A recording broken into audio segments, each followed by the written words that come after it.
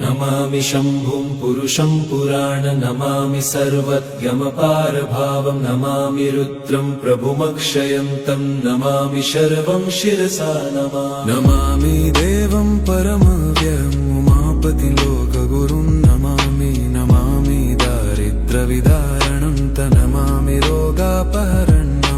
नमामि कल्याणमचिन्त्यरूपं नमामि विश्वोत्थबीजरूपं नमामि विश्वस्थितिकारणं नमामि संहारकरं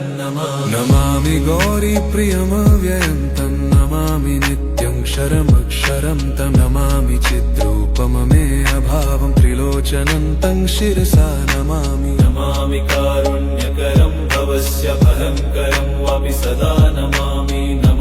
दातारं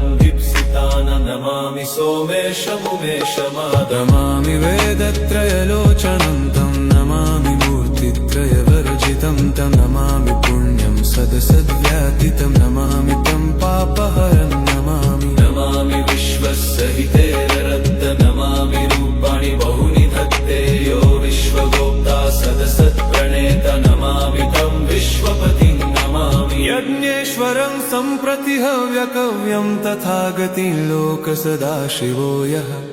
आराधितो यश्च ददाति सर्वा नमामि दानप्रियमिष्टदेवं नमामि सोमेश्वरं स्वतन्त्रम् उमापतिं तं विजयं नमामि विघ्नेश्वरनन्दिनाथ